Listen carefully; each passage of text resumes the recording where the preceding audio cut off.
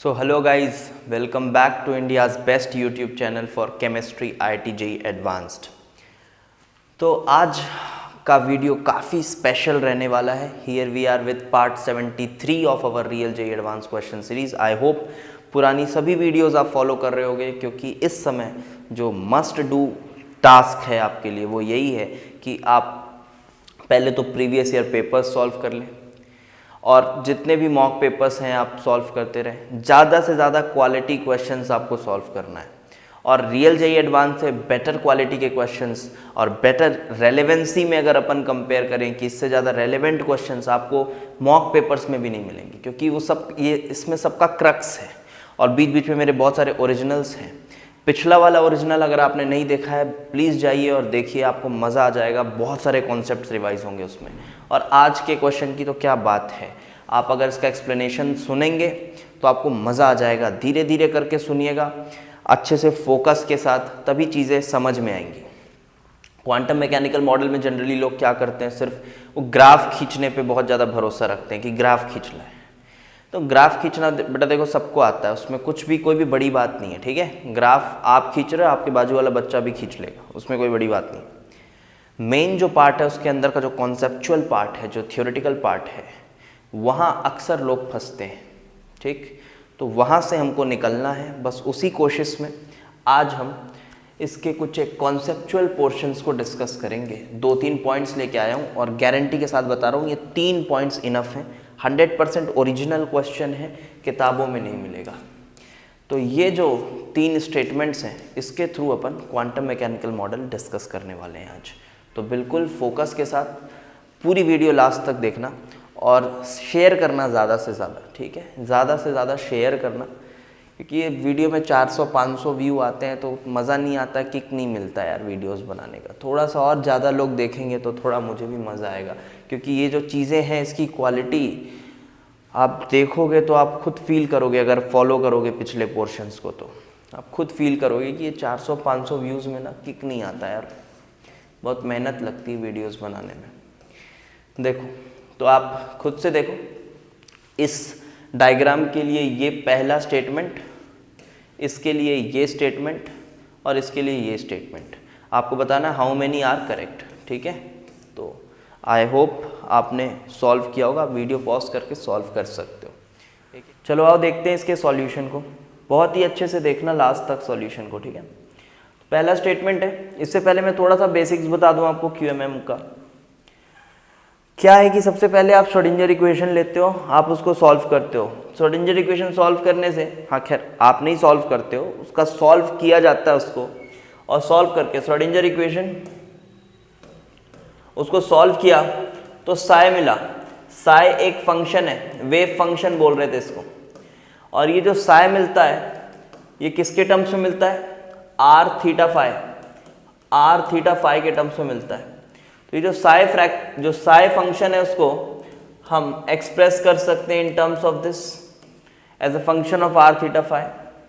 और हम इसको ऐसा लिख सकते हैं, it is R theta phi like this. This portion is known as the radial part of the wave function. This is known as the radial part of the wave function and this is known as the angular part of the wave function. This is the angular part and this is the radial part of the wave function. इतनी basic बातें आपको पता है I guess. अब यहाँ पे इसका बोला जाता है कोई सिग्निफिकेंस नहीं है, लेकिन अगर हमने साई स्क्वायर निकाल लिया तो साई स्क्वायर आपको प्रोबेबिलिटी डेंसिटी देता है इलेक्ट्रॉन की। प्रोबेबिलिटी डेंसिटी का मतलब है कि इलेक्ट्रॉन को पाने की क्या प्रोबेबिलिटी है गिवन यूनिट वॉल्यूम में, ठीक। यहां तक की बातें आई गेस आपको क्लियर होंगी। सिंपली सिर्फ आर स्क्वायर निकालने से आपको प्रोबेबिलिटी डेंसिटी अगर निकालना है तो आपको इस टर्म को उसमें मल्टीप्लाई भी करना पड़ेगा, जो cos phi sine phi generally ऐसा रहता है। कॉस थीटा साइन थीटा बड़े बड़े वेव फंक्शन है, अलग अलग ऑर्बिटल्स के लिए अलग अलग होता है। अब यहाँ जो ग्राफ बनाया हुआ है वो बनाया हुआ है आर स्क्वायर वर्सेस आर का, जो हमारा पहला पॉइंट है। इस ग्राफ का ना, ग्राफ खींचना तो बहुत आसान है। ये पीछे जो रेडियल पार्ट दिया हुआ है, ये आर पोर्शन लिखा हुआ है, एक बड़ा सा फंक्शन है। अब बस आप इसमें पॉलिनोमियल का ऑर्डर देखिए उस हिसाब से पीक बना लीजिए। तो ग्राफ तो बहुत आसान है, एक्सपोनेंशियल पहले बढ़ेगा फिर डिके होगा, और क्या। तो ग्राफ आसान है, ग्राफ खींचना कोई बड़ी बात नहीं है, उसके पीछे के कॉन्सेप्ट्स को समझना इंपॉर्टेंट है। देखिए R R square versus distance का ग्राफ है। ये ग्राफ ऐसा कुछ बना हुआ है, ये क्या सिग्निफाई कर रहा है? तो पहला पॉइंट क्या लिखा हुआ है, क्या ये प्रोबेबिलिटी है इलेक्ट्रॉन फाइंड करने का इस डिस्टेंस पर इलेक्ट्रॉन फाइंड करने का जो प्रोबेबिलिटी है वो मैक्सिमम है, ऐसा लिखा हुआ है। तो मैं बोलता हूं कि ये स्टेटमेंट में कुछ गड़बड़ है। आप इस पी ऑर्बिटल को इमेजिन करिए, बहुत अच्छे से देखना तभी समझ में आएगा। आर डैश डिस्टेंस पर अगर मैं हर पॉइंट्स का कलेक्शन लूं तो क्या मिलेगा मुझे? एक स्फेरिकल सरफेस मिलेगा। अगर आर डैश डिस्टेंस पर मैं हर एक पॉइंट्स का लोकस लूं तो मुझे क्या मिलेगा? एक स्फेरिकल सरफेस मिलेगा।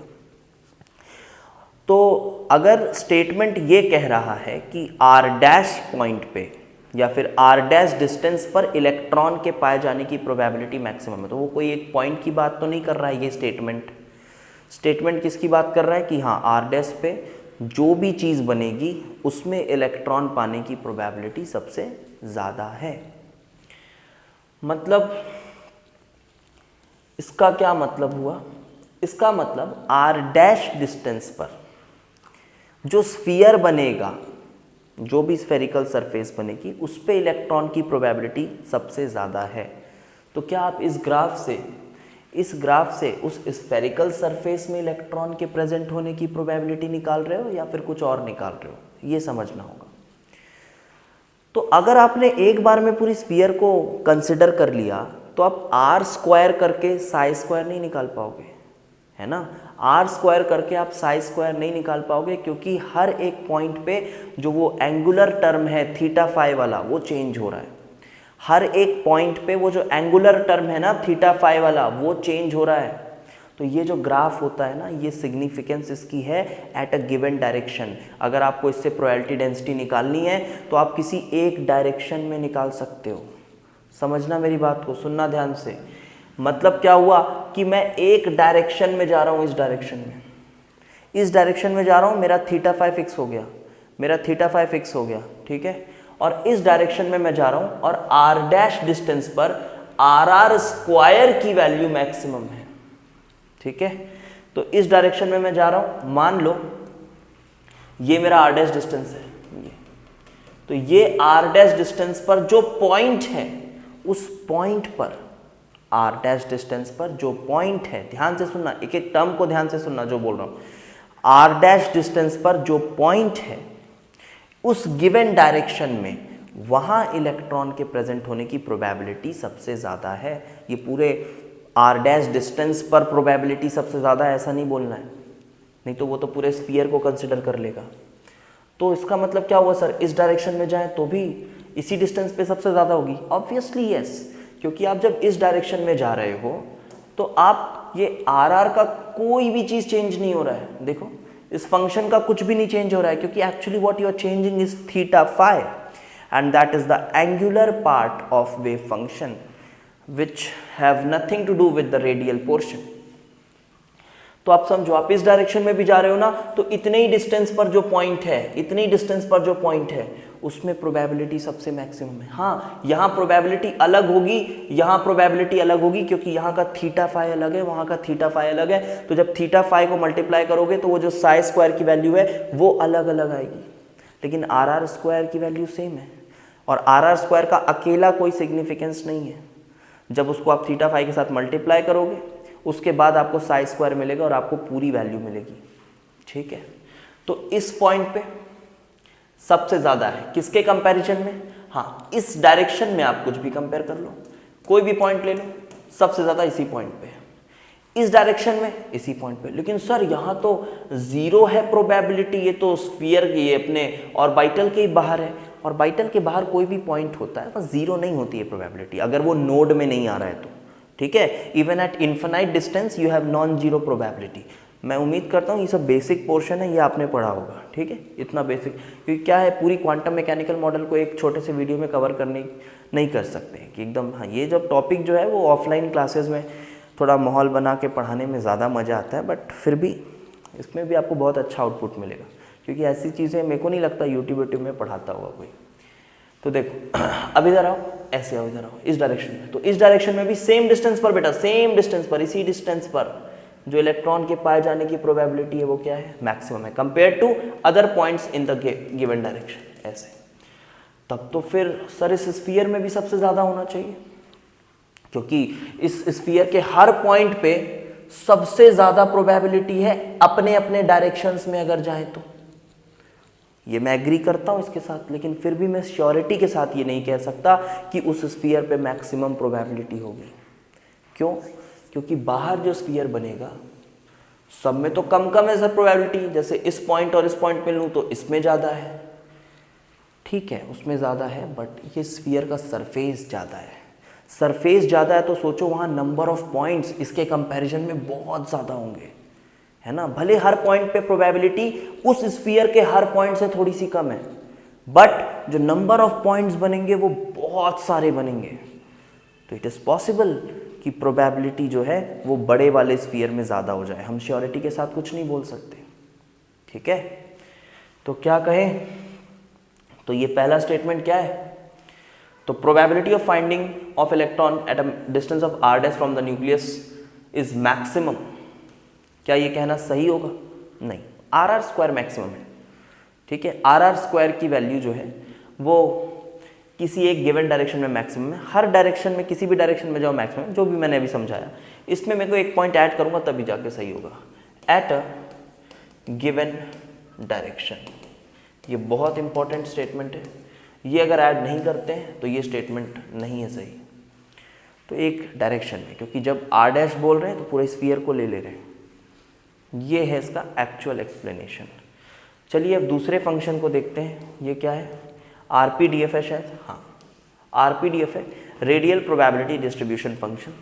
अब मैं इसके बारे में भी थोड़ा सा फटाफट से समझा देता हूँ आपको, उसके बाद आप पॉइंट्स देख लीजिएगा। बहुत ही बेहतरीन ये एक्सप्लेनेशन है, इसको ध्यान से देखना। हो सके तो अपने QMM के नोट्स में अगर आपने ये सब चीज़ें इतनी डिटेल में नहीं लिखी है तो लिख लेना, काम आएगा, बहुत काम आएगा। अब देखो RPDF फंक्शन क्या बताता है, radial probability distribution function. Basics पहले बता देता हूँ फटाफट से। This is 4 pi square r square r square into dr। अब यूनिट वॉल्यूम यूनिट थिकनेस का बोल रहा है तो dr को मैं यूनिट मान के हटा देता हूँ। तो इस वाले फंक्शन को बस मैं लेता हूँ। क्या सिग्निफिकेंस है, सबसे इंपॉर्टेंट बात तो यही है, क्या सिग्निफिकेंस है इस फंक्शन की। सबसे पहले सिग्निफिकेंस ही समझना है, तो इसकी क्या सिग्निफिकेंस है। ये न्यूक्लियस से, ध्यान से सुनना स्टेटमेंट को, न्यूक्लियस से r डिस्टेंस पर, न्यूक्लियस से r डिस्टेंस पर प्रेजेंट जो एक स्फेरिकल शेल है, प्रेजेंट जो एक स्फेरिकल शेल है, आप यहाँ पे अपन यूनिट थिकनेस का मान ले रहे हैं, स्फेरिकल शेल है, उसमें इलेक्ट्रॉन के प्रेजेंट होने की, इलेक्ट्रॉन के प्रेजेंट होने की रेडियल प्रोबेबिलिटी को बताता है। क्या क्या क्या, कौन सी प्रोबेबिलिटी? रेडियल प्रोबेबिलिटी, जी हाँ, रेडियल प्रोबेबिलिटी को बताता है। अब इसको समझते हैं, रेडियल प्रोबेबिलिटी का क्या सिग्निफिकेंस है। तो रेडियल प्रोबेबिलिटी का कोई खास सिग्निफिकेंस नहीं है। रेडियल प्रोबेबिलिटी का बस एक तो स्पेशल केसेस हैं वहाँ पे सिग्निफिकेंस है, ऑल्दो इसका कोई खास सिग्निफिकेंस नहीं है। अब इसके पीछे का मैं कारण आपको बता रहा हूँ, अब ध्यान से सुनना।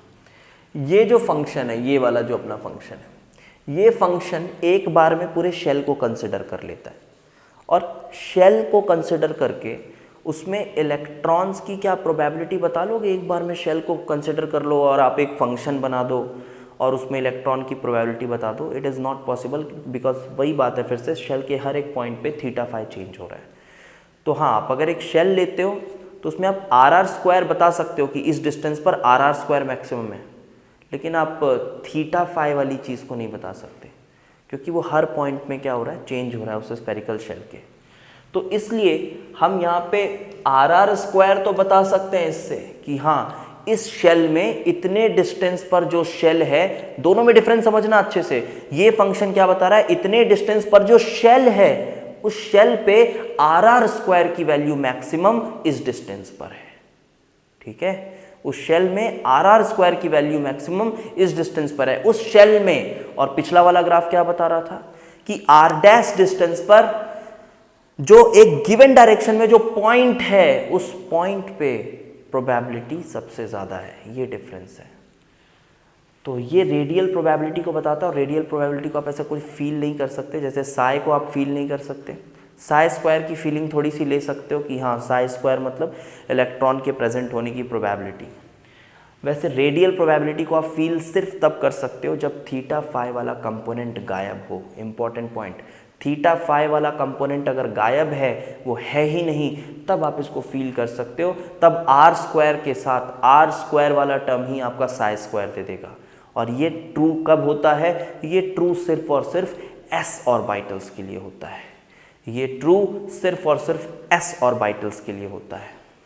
और आपको एक मजे की बात बताऊं, जब आप 1s ऑर्बिटल के लिए, अब मैं पूरा डिराइव नहीं करूंगा उसको, 1s ऑर्बिटल के लिए जब आप RPDF फंक्शन लिखोगे और RPDF का जब आप मैक्सिमा फाइंड करोगे ना, जब आप RPDF का मैक्सिमम फाइंड करोगे तो वो maxima R is equal to 0.529 angstrom पे आता है।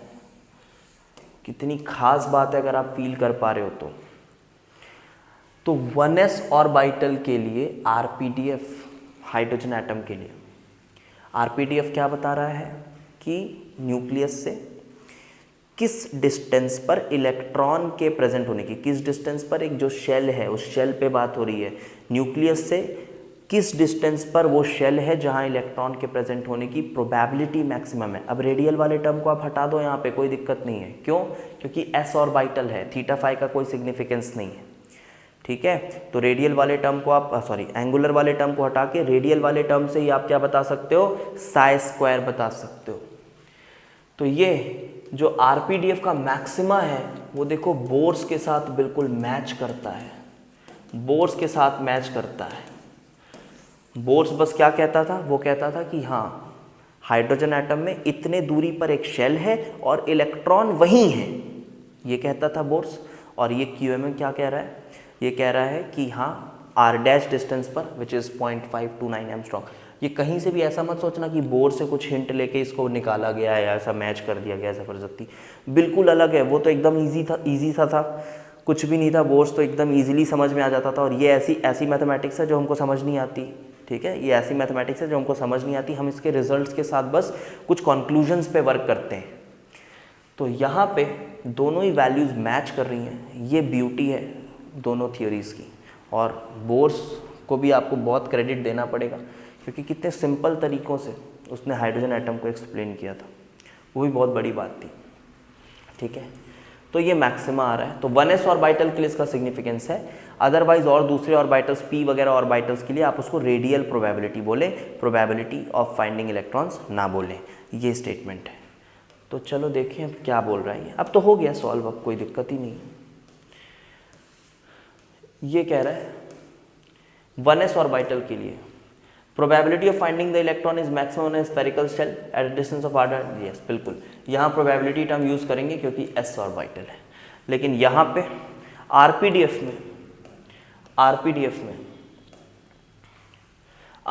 में फिर वही बात है, क्या ये प्रोबेबिलिटी ऑफ फाइंडिंग इलेक्ट्रॉन है? नहीं, क्योंकि 2p ऑर्बिटल है, एंगुलर पोर्शन गायब नहीं होगा यहाँ पे। तो इसको यहाँ पे क्या बोलना पड़ेगा हमको, रेडियल प्रोबेबिलिटी बोलनी पड़ेगी। और ये तो कितने स्टेटमेंट्स करेक्ट थे, ये वाला स्टेटमेंट इनकरेक्ट था, ऊपर वाला स्टेटमेंट इनकरेक्ट था, सेकंड वाला स्टेटमेंट सही था। तो only one statement was correct. पहला वाला भी इनकरेक्ट था ना, गिवन डायरेक्शन ऐड करा था हमने उसमें, ये वाला करेक्ट, हाँ ठीक है। तो only one statement is correct. आप कमेंट करके थोड़ा ज़रूर बताओ मुझे कि आपको चीज़ें समझ आई। भले आप 2 बार देखो वीडियो को, ठीक है। जो बच्चे बहुत ज़्यादा अच्छे से क्वांटम मैकेनिकल मॉडल को पढ़े नहीं होंगे ना, उनको थोड़ा सा 1-2 बार देखना पड़ेगा वीडियो को, उसमें कोई दिक्कत नहीं है। अच्छे से देखो और मुझे कमेंट करके ज़रूर बताओ कि आपको समझ आई कि नहीं, और ज़्यादा से ज़्यादा शेयर करो, ठीक है। Okay, thanks for watching.